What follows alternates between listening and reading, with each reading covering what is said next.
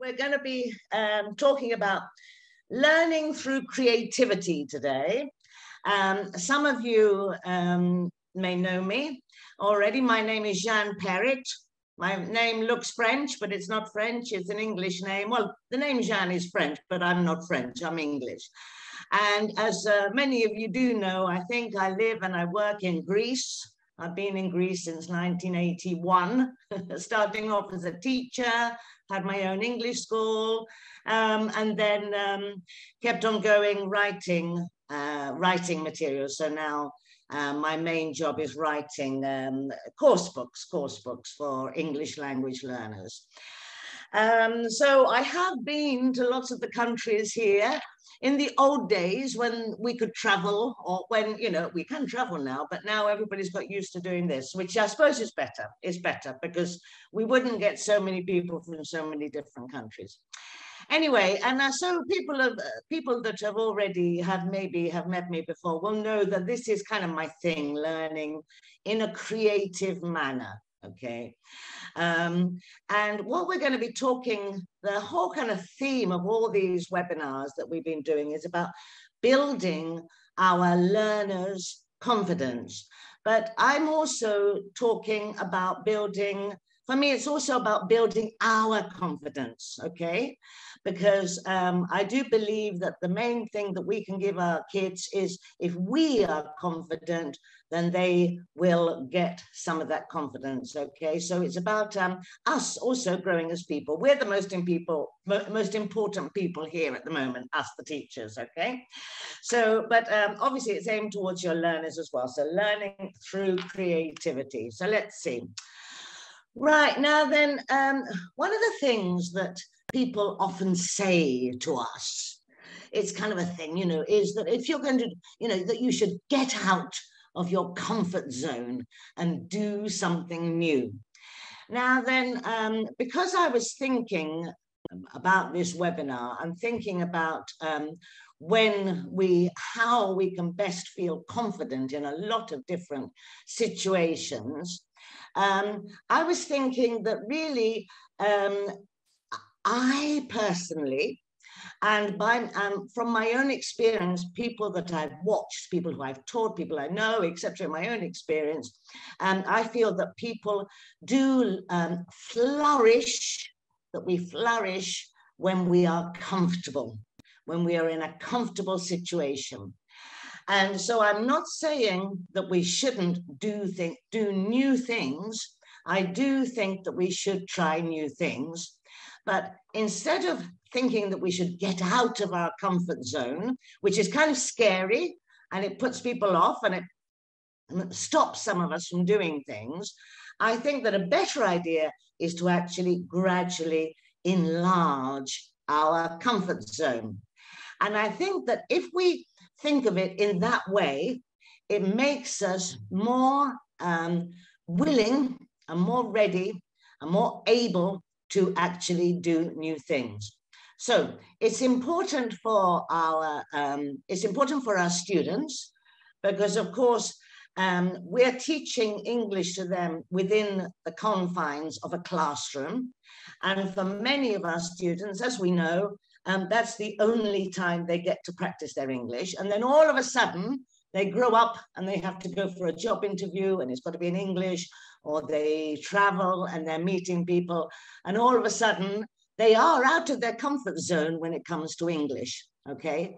So somehow we've got to help our classroom always to be a comfort zone, but that comfort zone in the classroom has to gradually increase. And so how do we do that? First of all, we slowly add new skills and new tasks and new experiences to our comfort zone. In other words, we do these things step by step.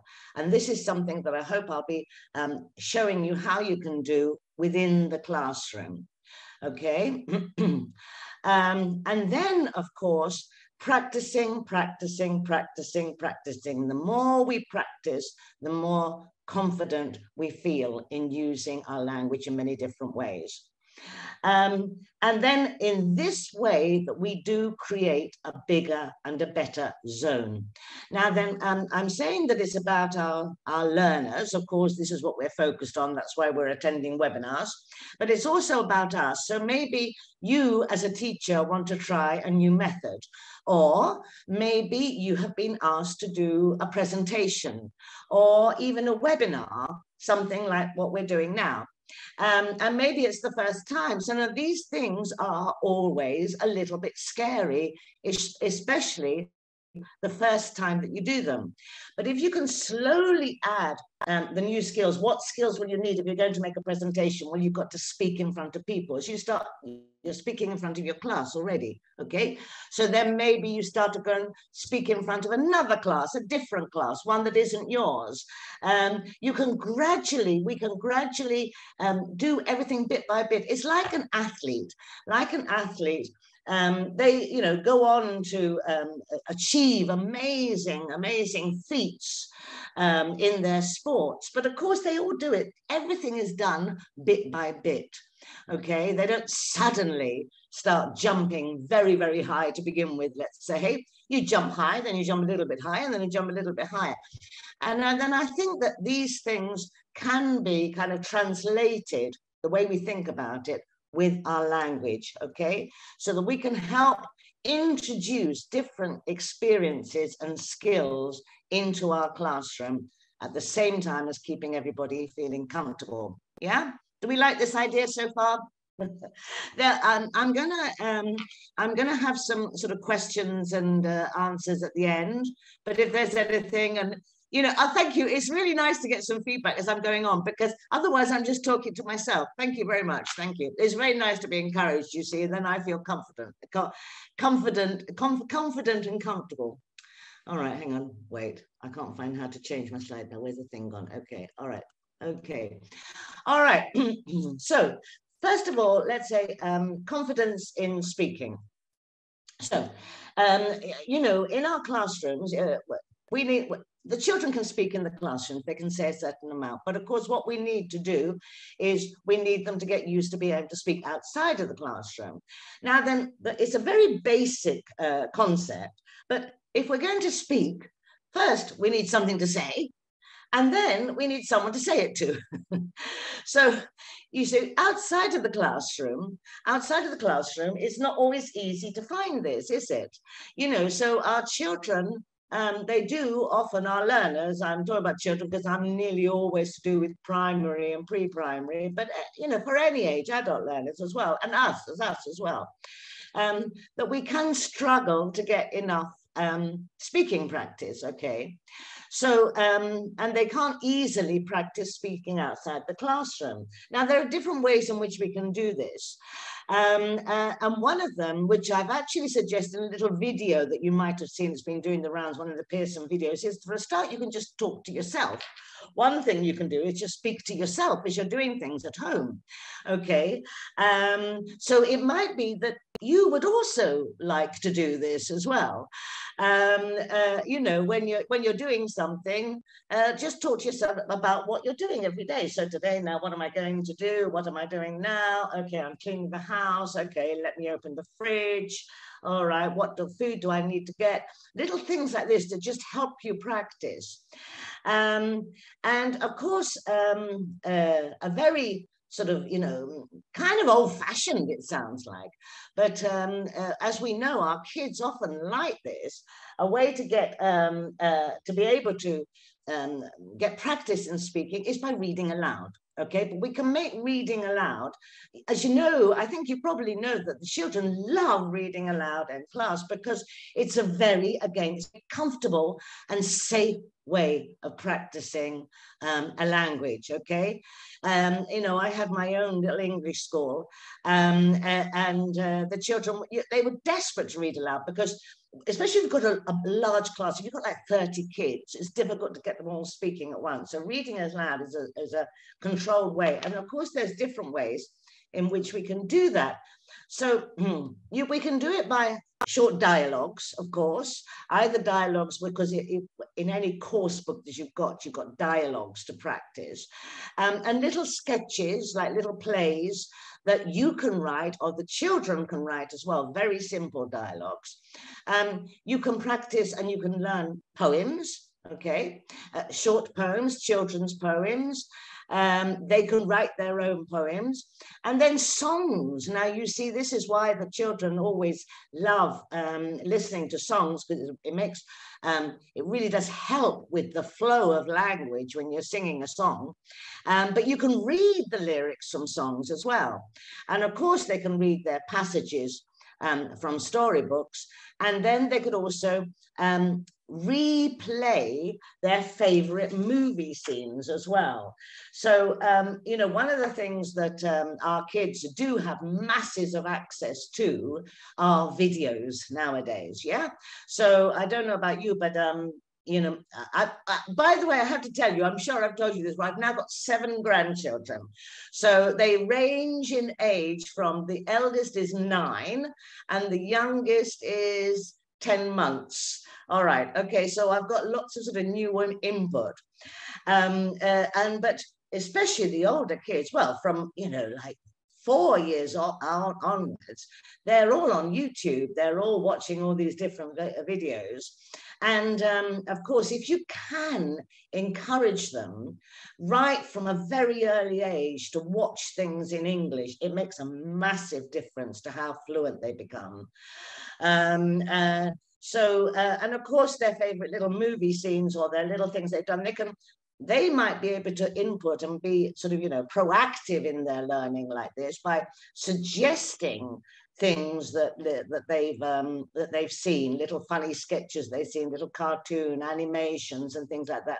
You can act them out in the classroom. So, you know, speaking doesn't always have to, it's basically about actually voicing language, isn't it? It's about voicing language. And then the more you actually voice language, whatever it is, you're not going to go around in daily life saying poems to each other. But on the other hand, if they get used to getting their tongues around different words, then this will all input. Because I do think that this is the problem, that we don't ever get enough practice in speaking. It's impossible to provide enough practice in our own classrooms. You know, there's so many other things we have to do as well. And how many hours a week do you have them anyway?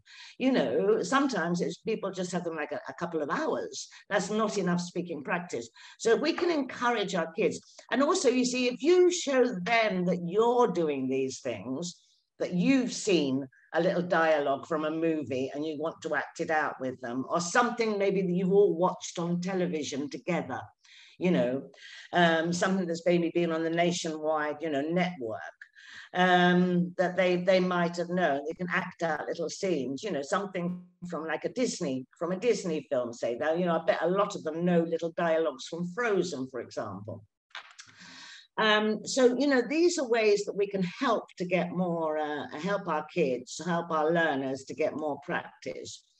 All right, so with everything we do, whatever curve we're learning, always keep it short and keep it simple. And I think that we have to remember this, you know, because when those of us who teach in the primary sector, we're kind of used to it, but I believe it goes for any learner, that if we give people too much to do, they're never going to be able to do it. So, for example, I would give learners scripts, okay? So, or they could create their own scripts, and just 4 lines of dialogue is plenty, just 4 lines. Don't write. If you're going to start, you know, to put together like a class play or something, it's always got to start with something simple. Just 4 lines of dialogue one day for them all to learn, yeah? And then another day, you can add another 4 lines of dialogue. I really, really believe that the simpler we can keep it, the better are the results. You know, we might have lots of different things in our mind that we want to do, but kids, they've got so many other things they're doing. English isn't the only thing they're learning. Keep it short and keep it simple. Now, I really believe that clarity is one of the most important things in teaching a language, or for learning anything. Or then what you could also do is let them choose a movie scene. And if you have the technology in the classroom, of course, you could watch just a very short scene together from a movie that they all like, just a little bit. Don't get involved with them all watching the movie all together, because that's just a waste of their time. They can do that at home, you know. And then, you know, press the pause button and let them find out, you know, what is it they're saying. Now, of course, the other thing you can do, you can always play the movie or the video, whatever it is you're doing, in English, but there's nearly always a subtitles option as well. And I think this is also very helpful to be able to hear it and then see the written word. So you could try it first, you play it, press pause, what did they say? What did Elsa say then? What did Anna say there? Or whatever it is you're watching. And then press the pause button so that they can do it. And then go to the subtitle option and put it on, and let's see if we were right, okay? Because then we're also getting the written text as well, which is important. And then it's just simply a case of them just copying it down, okay? And starting to learn it, And of course, when they're going to learn it, they're going to put in some, you know, expression. But I'm coming on to that in a little bit later. Yeah. So these, I think, are very simple ideas that we can do in our classroom. All right. Okay. So we should also always think about adding to anything that we say, any dialogue that they're practicing, anything at all, character. Okay, who you are, emotion, and location. Because whatever we do, whatever we say, wherever we are in life, we are always somebody. We're nearly always ourselves, okay, unless we're an actor. We're always feeling something, whatever it is, even if it's just sort of, nah, nothing much. Okay, that's still an emotion. How are you feeling? Meh. Okay, that's still a way of feeling. And we are always somewhere. Okay, now then, in the classroom, of course, what we are, we're always a student. Emotion, kind of nothing very much, because it's just at school. Location, classroom.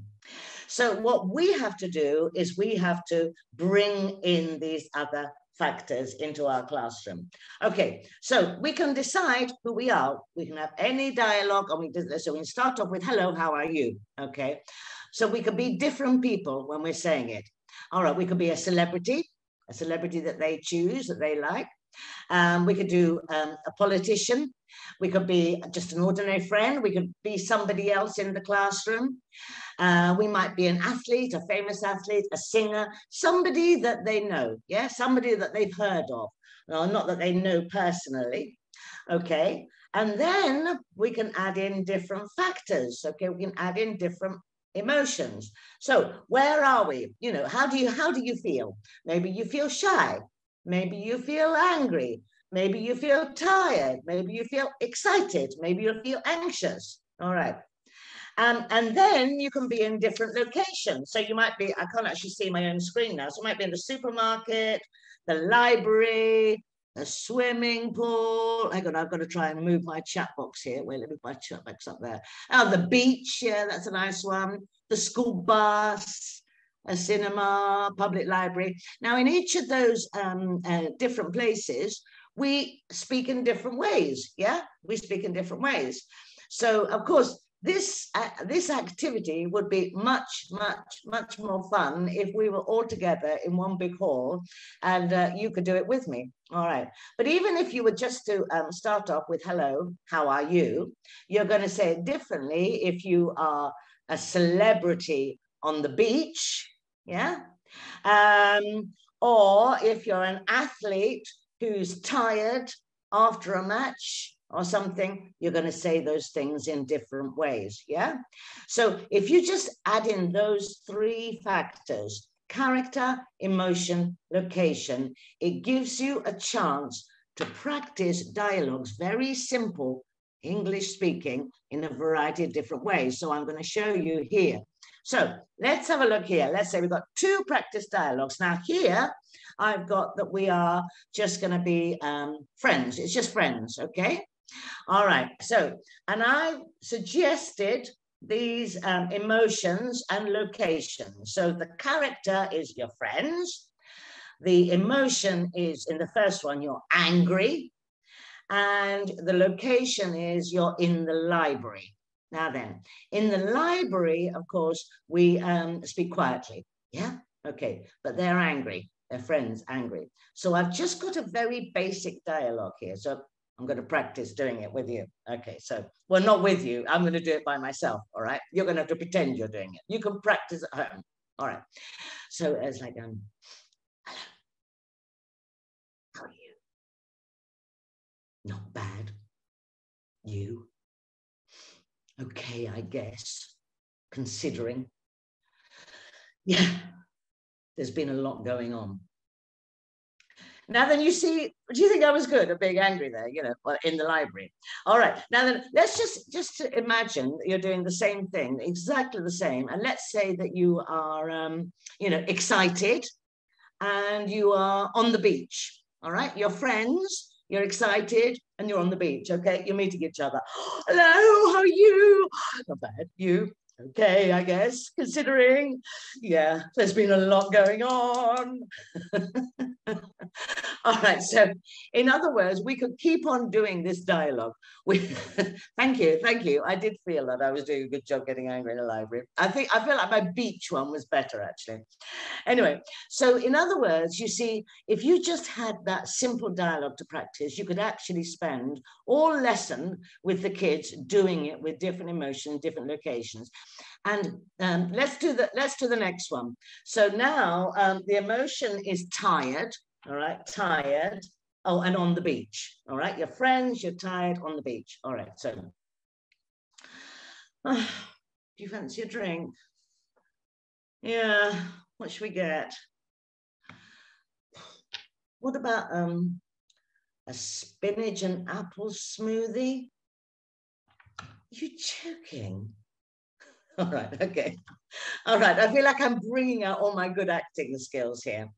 All right, so, you know, you could have fun with that. You know, you could be, I don't know, flirty. You could be flirty. What about flirty? You're not going to do this with your primary students, but yeah, do you fancy a drink?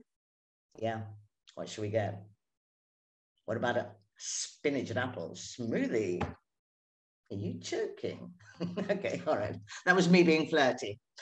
All right, okay. So anyway, it's a very sort of simple kind of thing to do, actually. Just think of those things: character, emotion, location, and you can practice any English you're doing. And it's fun for the kids to do by themselves. And once they get in the habit, you see, and what it does is it starts to prepare them to be confident in English in different situations. Yeah. And it's also, you know what, it's just fun. It's fun. And if it's fun, then the kids are going to learn. So, yeah, thank you. Thank you. I feel pretty proud of my acting skills today. Yeah, even though I'm just here by myself in the study. It's nice to have you all there in the chat box. Thank you for joining in with me. Thank you. All right. Okay. Now, the other thing that we do is that we can easily do in the classroom is to use props. And we're nearly always doing something when we speak. Okay, so for example, we might be using a phone, so it's very simple to make a cardboard phone or to have an actual phone disabled. They're not going to have them speaking on real phones. Eating or drinking, we're often walking, we're often standing, and so actually getting up and moving about and using some sort of prop. And you can try recreating these conditions in the classroom. Now then, what I say is that, again, we do it step by step. So if we go back to the previous, where we were pretending to be on the beach, all right, excited on the beach, let's say, or tired on the beach. Do that first, so they're thinking about they're getting used to the dialogue, and then add a prop. If you add props too early, it kind of is too much all at once. So I think, again, when you do it step by step, so you get them slightly out of their comfort zone, you're getting slightly enlarging their comfort zone by pretending to be on a beach or in the library or wherever you are, and then add these props into the comfort zone. Okay, because what happens in real life, and I'm sure that you have experienced this yourself as English language speakers, that when you actually have to do something at the same time as speaking, it takes practice, doesn't it? It takes practice. You don't do it, or you do it. So this is another thing that we can introduce into the classroom. Okay. All right. So in other words, we think of it as walking and talking, doing things at the same time as we're speaking English. Yeah. So it is good. It is always good if you can do something where people actually get up and do something in the classroom. And I do absolutely understand that it's difficult if there's a lot of kids in your class. But if you can make a little bit of space to get two of them out, 2 by 2, you don't have to all do it every day, to get them up and walking and talking. And apart from anything else, all these things, thinking about the character, thinking about the emotion, thinking about the location, using props, all of this, it takes the focus off the language. You see, it takes the focus off the language by recreating real life situations. And in this way, we help to bring the world into the classroom. Yeah, somebody's asking me if I give them a specific script when you do location and emotion and attitude. Well, the thing is, you can just do it with anything that's in your course book. So as I say, you might be wanting just to practice something very simple. Whatever supposing you're learning, have you ever? All right, so have you ever ridden a horse? Have you ever seen a dinosaur? Have you ever, something like that. Just so, and then the answer is yes, I have, or no, I haven't. So that's simple grammar. You're doing a simple grammar structure there. So let's just take those 2 lines of dialogue. Have you ever ridden a horse? No, I haven't. Instead of drilling it round, pretend that you are celebrities meeting each other on the beach, and you practice it in that way. So anything, any grammar lesson, anything, any language we can do, you can use these ideas for anything that you want the children to say. And I think actually, especially in grammar lessons, that we can use it. Okay, so we're looking at the focus, but you're taking the focus off the language, so we're not worrying about the mistakes. And then, of course, there's always the time. You're not going to do your whole lesson like this, because we also have to have the time where we're sitting down, heads down, we're doing some serious work, we're doing some writing, we're doing some grammar work as well.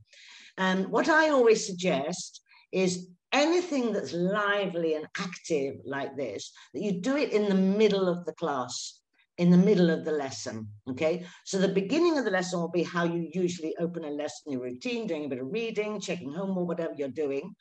In the middle, you do all the vibrant stuff, all the lively stuff, and then immediately have something that you're going to go on to, a sitting down, heads down activity. Okay, and that manages to keep the balance of the actual lesson, yeah? Because what you don't want is, the kids have got other lessons to go to. What you don't want is them all going out hilarious and, you know, laughing and feeling all energized by their lesson. You do want that, but you don't want them pouring out of the classroom, all laughing and making a noise when they're going to another lesson. You've got to always calm them down. And there's no point telling the kids to calm down, because they won't. What you've got to do is have an activity which will help them to calm down. Yeah, you've got to have an activity ready, right? So you finished up, brilliant. Okay, all right. Workbook, open your workbook, page 23. Right, exercise 1. Let's see what we're doing. Look at the board. Okay, all right. So, you know, teacher, most of you, I'm sure most of you do this anyway, but it's kind of like a reminder that you can do the energetic stuff, but do it so that it doesn't disrupt the students, yeah? The whole school. Otherwise, then you won't be popular either, because the other teachers get, you're all making too much noise, and they'll ask you to stop doing it, and you don't want that. Okay, all right, so these are the kind of props that we can have. So you can have like wigs, maybe you've got some left over from fancy dress, for carnival time. You know, when it's carnival time here in Greece, it's usually around February, before Easter, before Lent, and there's like a carnival time, and the shops are always full of stuff that you can use in the classroom, very cheap stuff, you know. I'm not suggesting you pay a lot of money here. Don't go out and buy a wig. If one of your kids has got a wig left over from fancy dress, use that. Hats, old clothes that maybe you don't want very much, or the kids maybe, you know, maybe they got an old t-shirt or something they could have. Phones, you either make them or you use an old phone. Paper plates and cups, okay. Sunglasses, they're always good. You can be a celebrity with a sunglass. Books, you can use whatever you've got, actual food or play food. And now then, what happens with the props? And this is my idea as well. I always, I know that a lot of you don't have a designated classroom. If you haven't got one classroom that's yours, you haven't got anywhere to put these. But what I say is that you probably can just fit some small props into a box, okay? Put your name on it, okay? Jeanne Perrett, Class A, etc. And leave it somewhere in the staff room, yeah? Or somewhere in the school so you can use it, so you can bring out these props, all right? So even better, if you've got your own classroom, you can keep those things in there, and you can bring them out. And again, you can use them for any dialogue. So now if you think about character, emotion, location, and then movement, and then using props, you know, that's going to make any dialogue, even if it's just like, have you ever ridden a horse? Yes, I have, or no, I haven't. You can do it wearing a hat and sunglasses.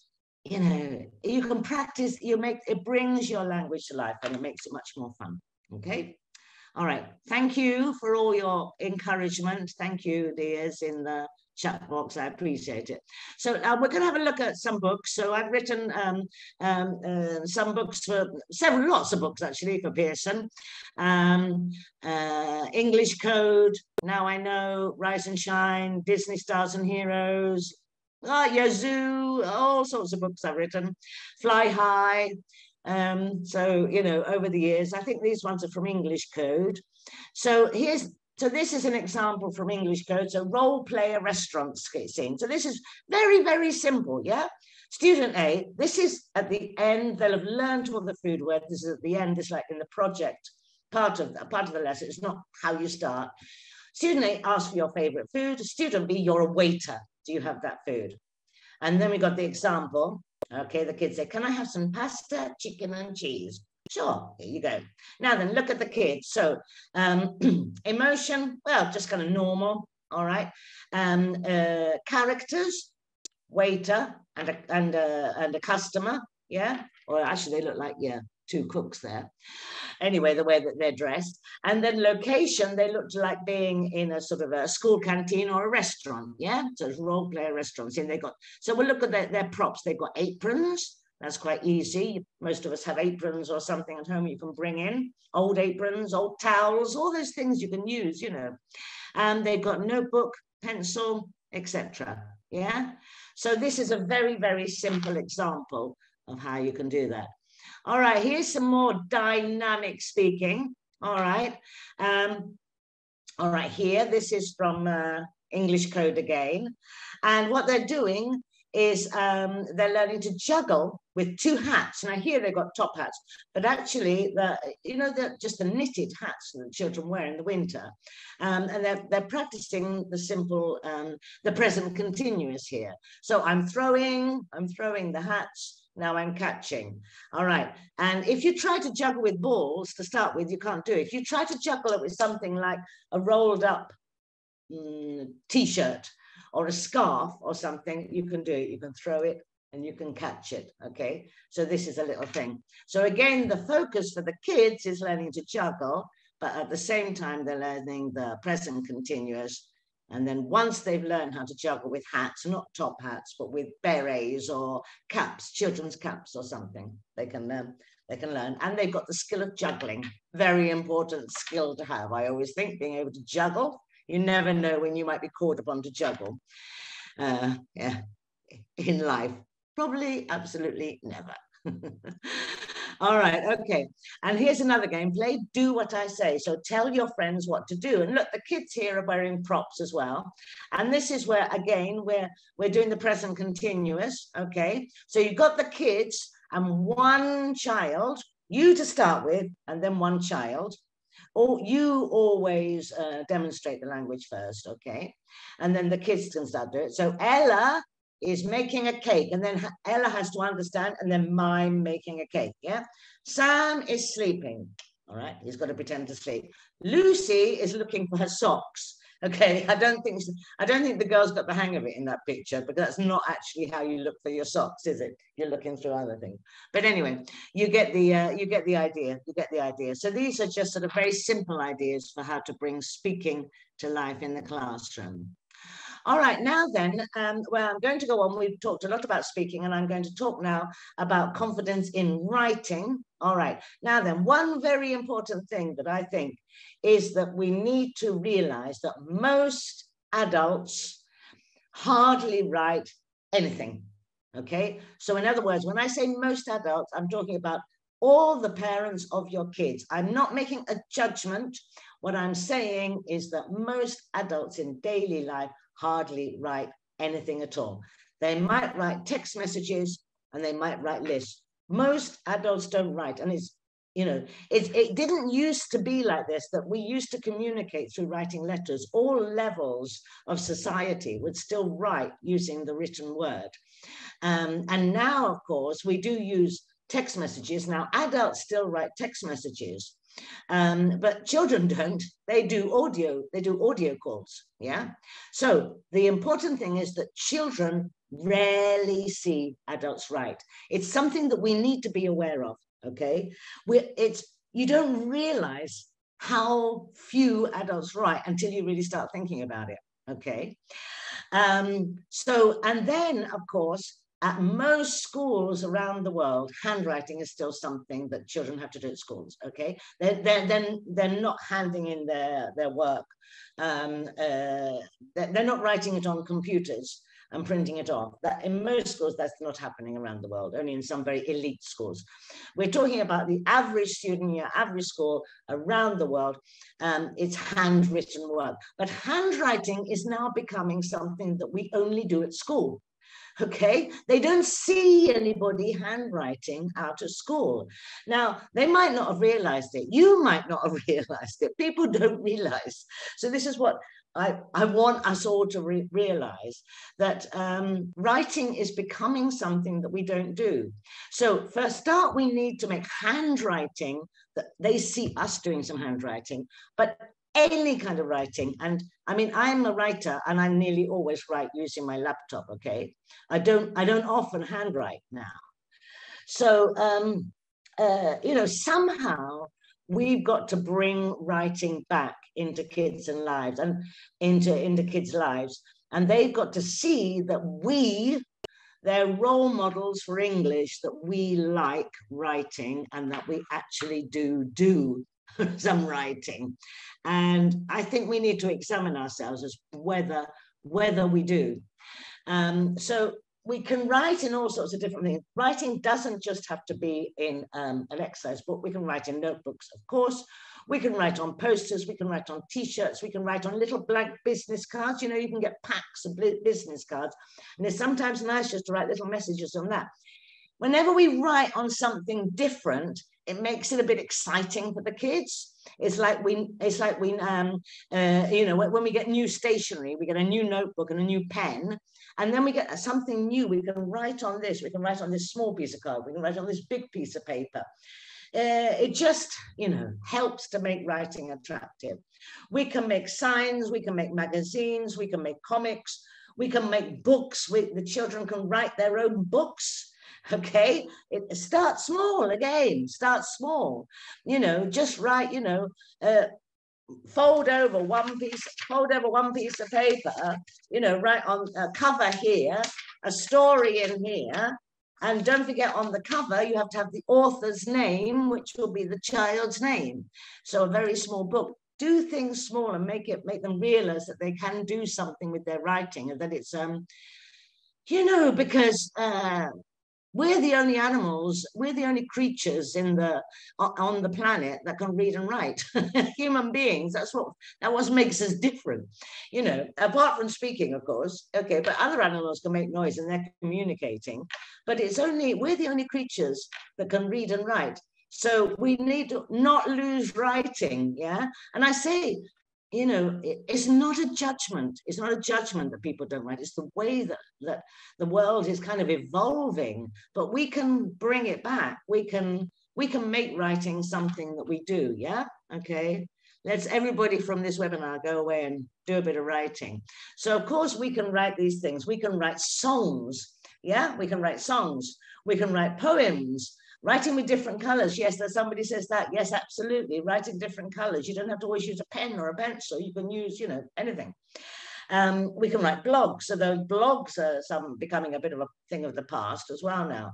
We can write mails. We can write text messages, letters. Do you remember letters? People used to write letters. We can write commercials, adverts. Let's write a commercial for something. These things have all got to come from a script. You know, write plays, we can write sketches, we can write more. So I do think that, you know, we have to think about, you know, what we're writing really. And if we're not, sorry, hang on, I'm losing my notes a bit here. Hang on, let me just check what I'm doing, where I've got up to. Typical teacher, yeah. Yeah.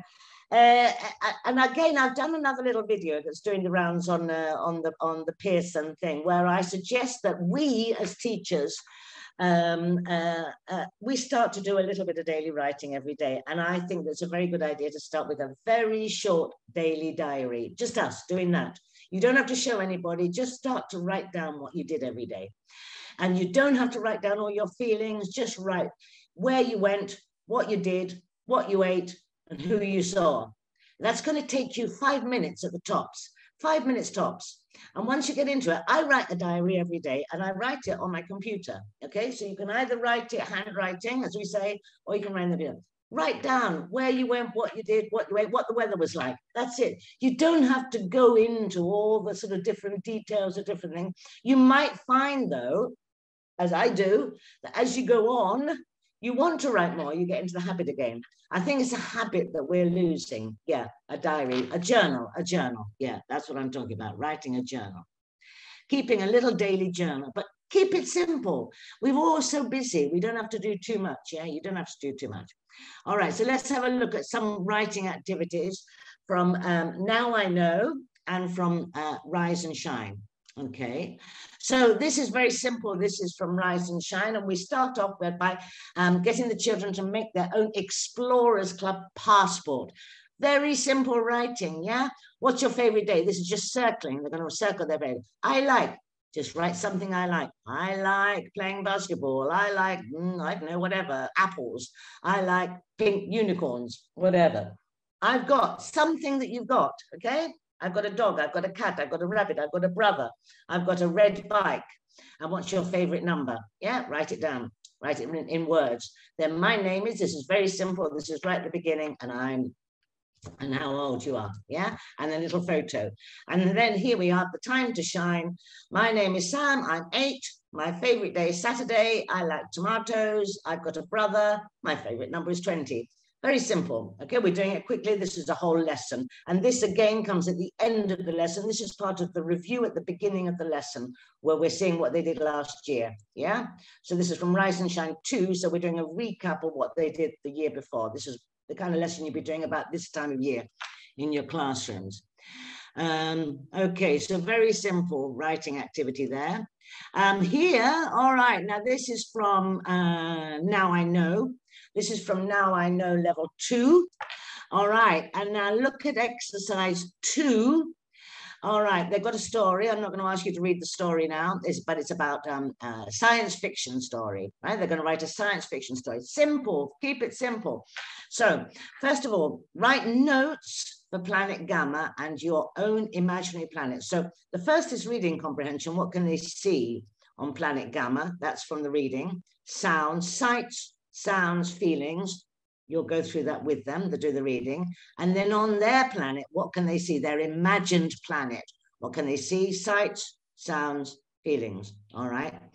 And then, so writing strategy, we always give them writing strategies as well. Think about different ways to describe sounds, sights, and feelings to make your text more descriptive and interesting. All right, so that again is in the text. We're not just telling them to do it, we're showing them how to do it beforehand. Look, we heard some strange noises. They sound like strong vibrations. Ooh, okay. All right, and then they're going to, number 3, workbook. Find a picture of an imaginary planet, then go to the workbook to do the writing activity. It's very guided, very structured, but it's also very imaginative, yeah? So this is the kind of thing that we can do. That's in Now I Know. All right, and then here we're finishing off now. We're finishing off, and this is like at the end of this is also in Now I Know level 2, and this is what I mean when we say we can write poems together. And of course, if you can write a poem with added music becomes a song. So if you've written a poem, you can also sing it as a song. All right, so this is an example. I feel good when I hug my bear. I feel good when I eat a pear. I feel good when I do PE. I feel good when I swim in the sea. I feel good when I take a bath. I feel good when I sing and laugh. I feel good when I run and play. I feel good every day.